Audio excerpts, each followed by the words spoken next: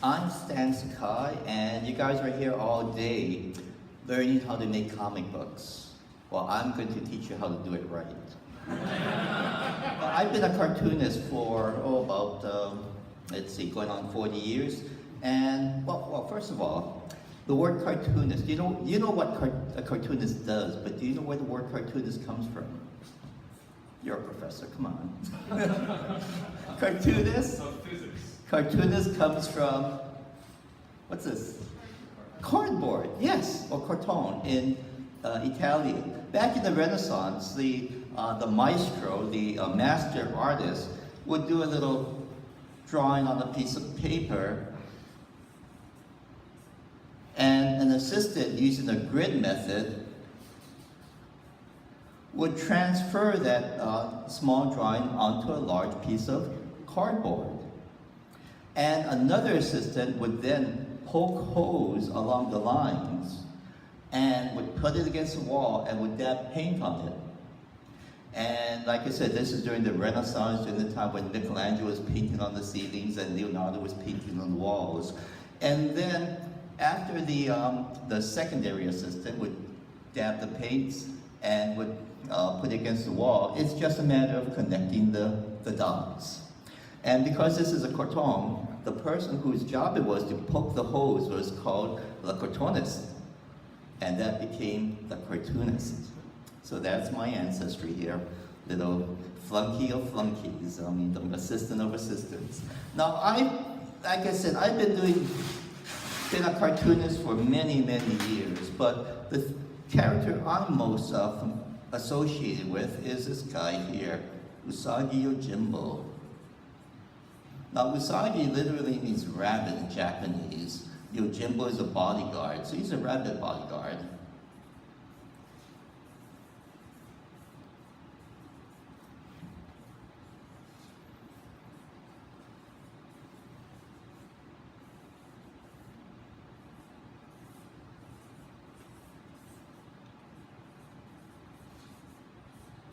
Tie here. So that's Usagi. Now, the first question I'm always asked is, why a rabbit? And, well, I wanted to do a series based upon the life of a real samurai named Miyamoto Musashi. But one day, I just drew a rabbit in my sketchbook, and I tied up his ears into a chonmagi, or samurai top knot. And I loved the design. It was unique. No one had ever done it before, and it was very striking. So instead of Miyamoto Musashi, I named my character Miyamoto Usagi. Again, Usagi means rabbit in body in Japanese. And this Usagi was first published in 1984 in Albedo #2. So it's going on 32 years now. And along the way, he's has a monthly comic book, or not monthly, but maybe 10 times a year. He's also been in a number of trade paperbacks. Right now, the 30th trade paperback came out. There's also reprints of saga books. I've also done other books too, Senso, Yokai, 47 Ronin. So in all, I've got maybe, I've done more than 200 comic books, and have about 40 collections of 40 books to my name. And along the way, Usagi's received a number of awards. I've got like 5 Eisner Awards, Parents' Choice Award, 5 Hackster Awards, National Cartoon Society Award, and just 2 weeks ago I received my 2nd Harvey Award, and that was for Best Cartoonist. So, and let's see, it's also been used, thank you. Usagi has also been used as textbooks in the college level, because I try to do as much research as I can. My stories are founded in Japanese history, Japanese culture, Japanese folklore, and even though the entire world is funny animals, still it's rooted in a real society. So I take advantage of that. One of my books, Grass Cutter, took about 5 years to research, and that won the Eisner Award. We also ran the Parents' Choice or American Library Association Award and the Spanish Hackster. And it's been used as a textbook in Japanese history classes at the University of Portland, other universities, and in high school level. So I'm really proud of that one. Let's see now.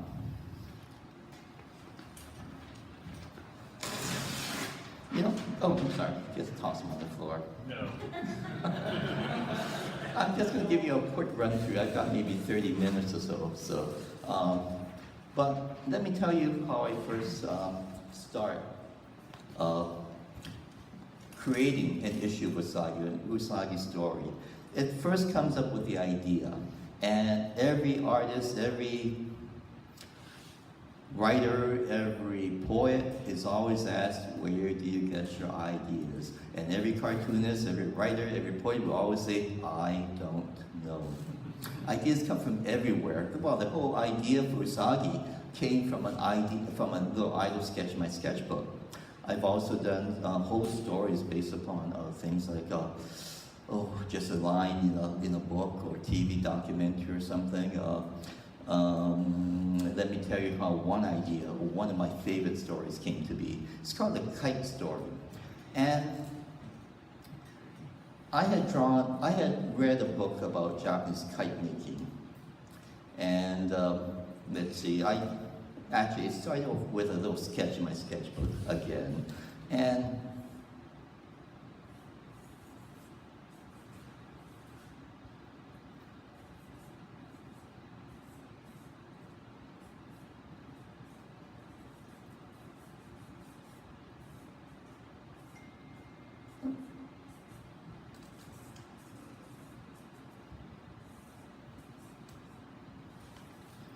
something like that. Very simple, very simple. And then, I thought, oh, kite, Japanese kites, they're kind of neat. So I bought a book on kite making, and I learned about this festival in Japan with those giant odako, those giant 40-foot fighting kites. Those are really cool. And so I thought about it for a while and left it alone for about 3 years or so. And then I came back to it, and then I started thinking, oh, I'd like to do a story about Japanese kites. So I told a story from the perspective of 3 different characters. First of all, there's a kite maker, and he goes into the forest to get the bark of the tree. And I told the entire process of how they made paper back then, owashi. And then I told how the kite maker seasoned the bones, the bamboo bones of the kite, and how he laid it on the floor and put together this giant, huge kite. And then I told the story of the kite festival, and how the lord of the province had ordered an irrigation ditch to be dug. And after it was dug, he ordered a day of celebration, a kite festival. It gave the people a chance to just have a day of relaxation, but also all those feet running up and down along the banks, flying their kites, stamped the banks into a solid embankment. And I thought, oh, that's brilliant. So I put that as part of my story. And then I told them from the perspective of the gamblers. It's a festival, so they're attracted to the festival, and they're cheating the townspeople. And that was the hardest part to research. How did gamblers cheat back in the old days? And I asked my mom. But then Usagi comes to town because he's attracted to the kite festival. He sees the gamblers cheating the townspeople. He exposes the gamblers. The townspeople chase the gamblers out of town. The gamblers chase Usagi out of town. And Usagi makes his escape holding onto one of those giant 40-foot kites. So I love that one. And that's the first, what's special to me, because that's the first time I actually did a lot of research into my stories. Before then, it was adventure. It had bits of Japanese culture, but this is the first time I actually did a lot of research. This story appeared in book 5. And I've also done stories on, besides kite making, various festivals, sword making, pottery making. I'm probably the only Western artist who have ever done a story about Japanese seaweed farming. But it's like whatever catches my attention or curiosity. I've been using soy sauce all my life and never wondered where it came from. And one day, watching a documentary, they mentioned a factory in Japan that still does soy sauce the traditional way. And I thought, oh, that's kind of neat. I never thought about that. So I did research on soy sauce, and I did a story that takes place in a soy sauce factory. And these are things, that's interesting to me. And, I'm just gratified other people find it so much, so very interesting as well. Besides English, Usagi is translated into, or has been translated into 14 different languages.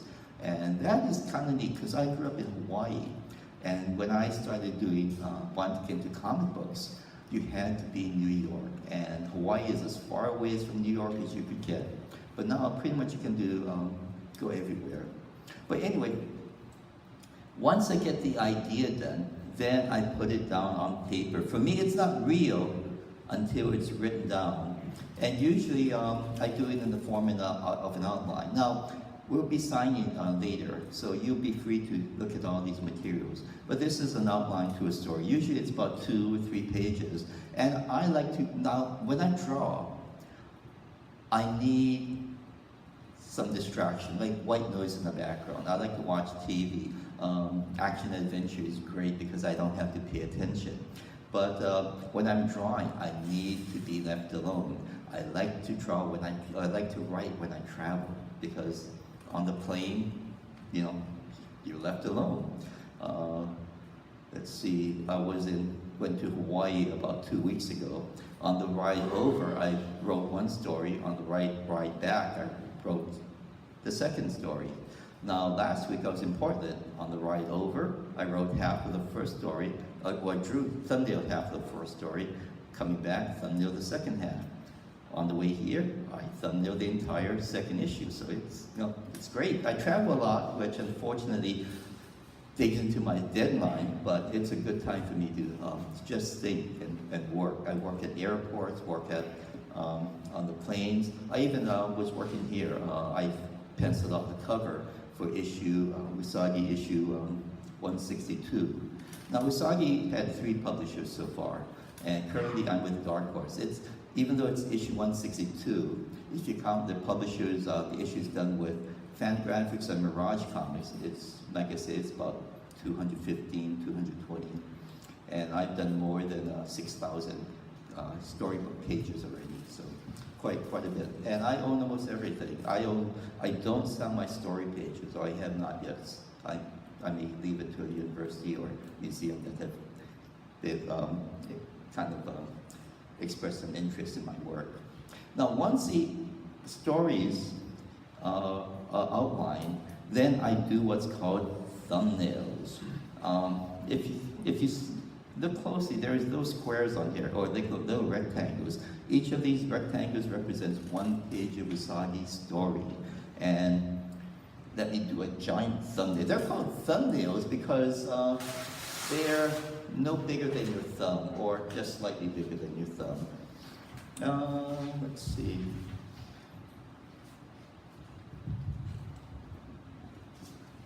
Let's do a thumbnail here.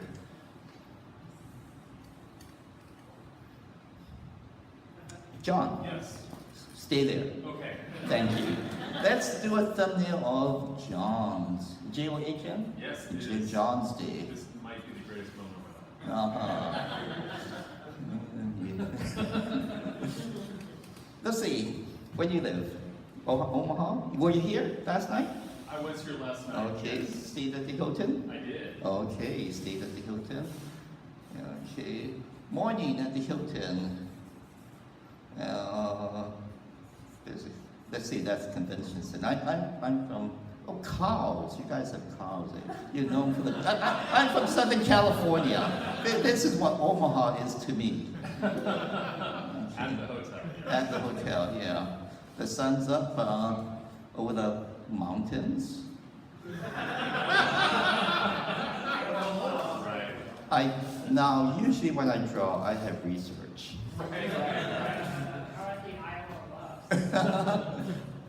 Let's see. Now, I don't do caricatures, but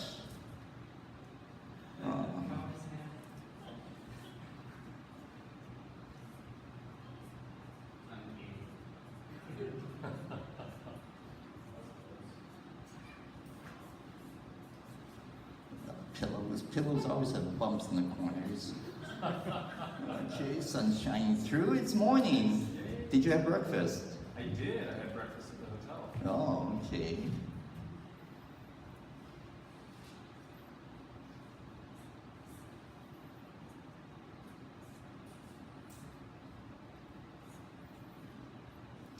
Now, when I draw, when I do the thumbnails, I can do these very quickly. I don't need to do so much detail because I'm both a writer and the artist.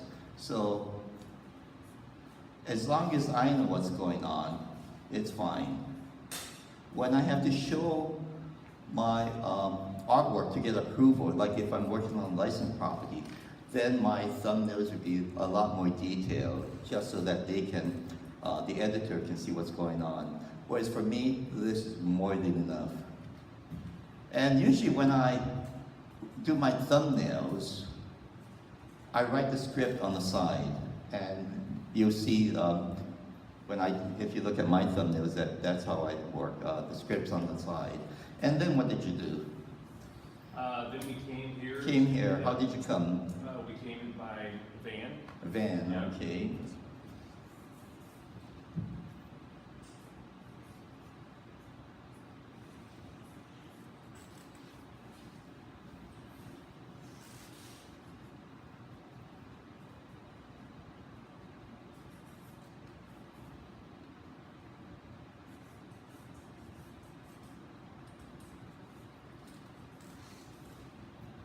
And then you came here, That's right. Moderated. to moderate the panel. That's right.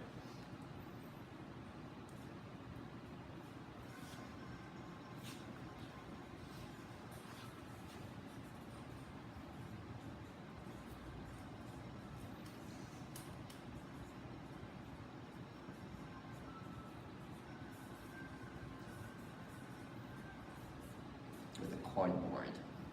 There you go.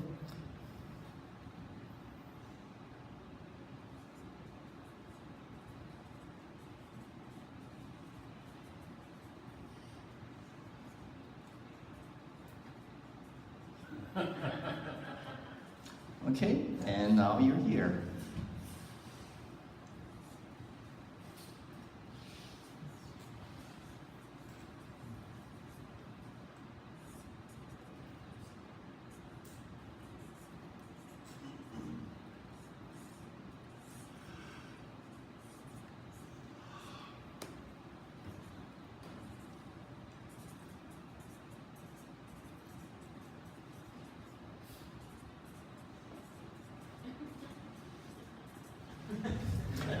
But anyway, this is a thumbnail. This is a thumbnail of John's Day. It tells a story in words and pictures that, if read in a sequential order, that's very important, sequential order, it tells a coherent story. And this is more than what I need. This is my blueprint and my script for my stories. But as I said, if I was to have to turn it into an editor, then it would be a lot more detailed. But when I've also worked with other artists, this is what I usually give them. Now from the thumbnails, then I go on to the original artwork. This is pencils, pencils drawings. I work on 10 by 15 inch image area on an 11 by 17 inch 2-ply 500 series Strathmore Bristol board, kit finish via cold press. I like the texture of the paper. And the first thing you know is that it's much larger than the printed page, and that's because it's easier to work with, and when it gets shrunk down, all the little imperfections of little funny lines and things, the roughness kind of disappears. It smooths out itself out.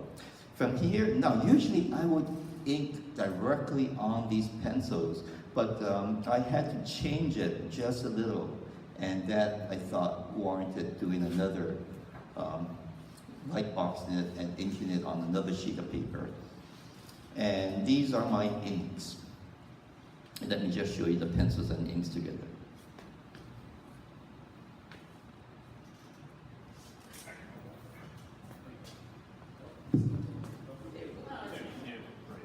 Pencils and inks. So they're pretty close. It's just a couple of things that I could change, but very minor things. But still, I thought I should do it on another piece of paper. Now we talked about coloring.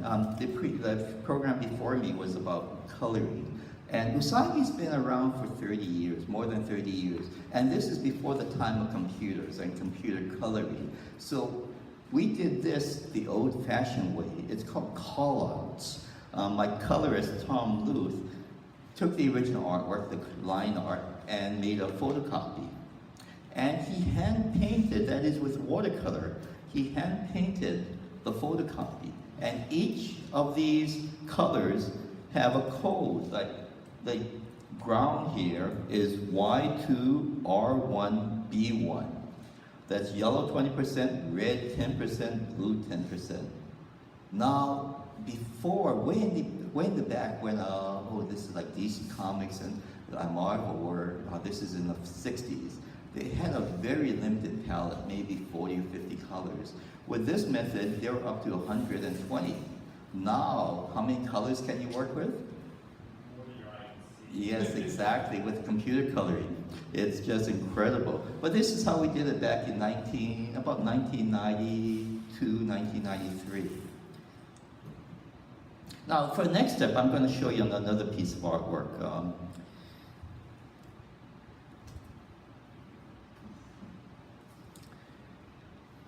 The next step is actually the printing process.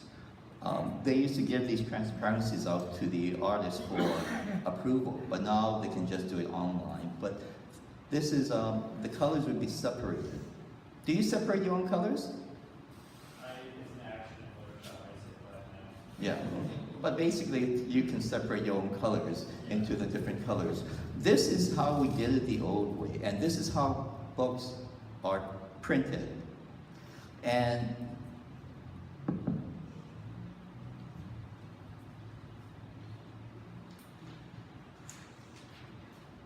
first of all, when it's printed, all the yellow is put down. And then the red or the magenta goes on top of the yellow. You can see the magenta here. Now the dark places are where it's 100% magenta, whereas the lighter places are just dots of the color. So that when it's overlaid on each other, now you see the oranges coming out, oranges, the yellows, and then the blue is laid right over the other two colors. And you can see it better here where it's darker blue here, it's 100%. Lighter blues are darker colors. And your eye mixes it optically. So now there's a red, the greens and the browns coming out. Now the black, the line art, is printed as a fourth color. Now we can probably get away by using three colors, but by overlaying the black on top of these, the black is a lot sharper. So you can just show you the black line here. Here's a black line, and on top of the art. Now if you look at the printed page, you'll see there's little dots of color. Nowadays it's harder to see because the dots is 4 inches, a lot denser. But back in the old days, when they were printed on paper, pretty much used for shopping, supermarket shopping bags, you can really see those dots. And here's the printed book, and here's the. Now I showed you the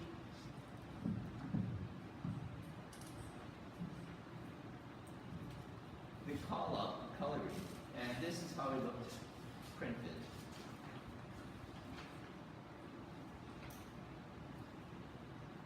Now, one thing you'll really notice is that this is a lot duller. It's not as bright as this one. And that's because at that time we could not control the type of paper, the quality of paper. You can see this is a very rough paper, and there's not much clay on it, so it absorbs into the paper, the inks absorb into the paper. So this is a lot brighter.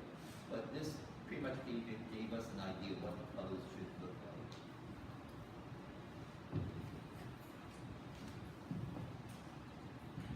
Now besides the using Tom to color my work, I also like to do watercolors, and that's how I usually do my covers for the trade collections. The trade collections or the hardcovers or special assignments. I usually like to do the watercolors. And this is one for book 11. And this is how it looked back then when it was printed. Now, I told you about Usagi, but I have a lot of other characters. Most of my characters are just originals. But there's some characters.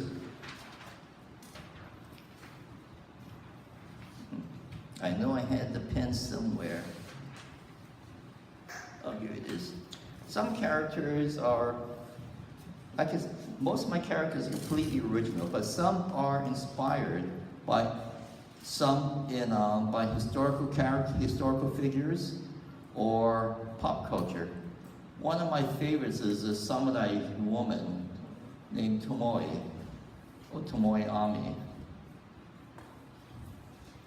Tomoe Ami was inspired by a real-life samurai woman named Tomoe Gozen. She lived during the Genpei Wars, the civil wars of Japan's 12th century, and she was famed for her beauty as well as her skill with sword and the spear.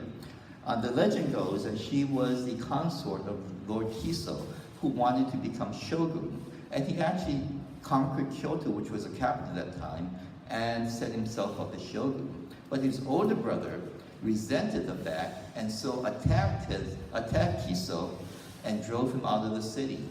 And finally, when Kiso was surrounded by the enemy, he just had his 5 lieutenants and Tomoe. He ordered Tomoe away from him, not because he wanted to save her life, but because for a samurai warrior to die with a woman at his side was just an embarrassment. It was humiliating. So she jumped on her horse, charged the opposing army, cut off the general's head, and went on to become a nun.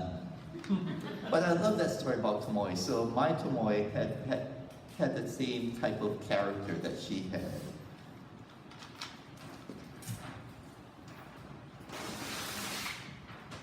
Excuse me. Another one of my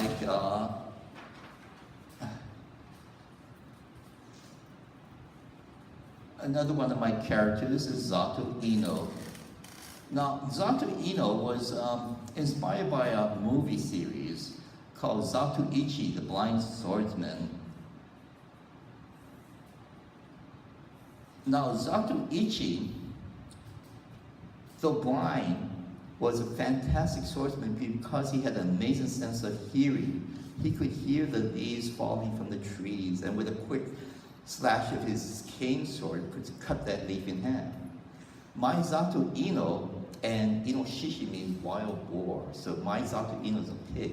I thought that was really inspiring. And he has an amazing sense of smell, like pigs do. A lot of pigs, in Europe, pigs that used to rot up truffles, those little fungus, from under the ground because they can smell them. And my Zato Ino has an amazing sense of smell. He can smell the leaves as it's falling from the trees, and with a quick flash of his lightning cane sword, will cut the leaf in half. Now, in their first meeting, Usagi cuts off Zato Ino's nose. And Zato Ino comes back later with a wooden nose, and it works just as well, except everything's now pine-scented. Now, there's humor in Usagi, but there's also drama. The thing is, I own the character, I own the series, and I can do whatever I want with him. I've done romance stories. Most of them are just action adventure. I did a story called Tea Ceremony, Chano Yu, where all it is the tea ceremony performed by Usagi and Tomoe Ami from beginning to end. And there's hardly any words at all. And all it is a tea ceremony. It's very peaceful. And then he leaves. But I kind of wondered if that was the right thing to do, but it became one of my most popular stories. And, I have done mysteries. My contracts, now, how many of you aspire to become comic book artists? Okay, quite a few.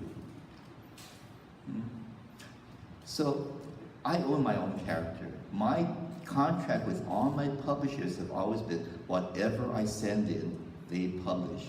They have no input at all as far as story or art goes. So they don't see the the story until I send it in completely letter. And yes, I do hand letter directly on the original artwork.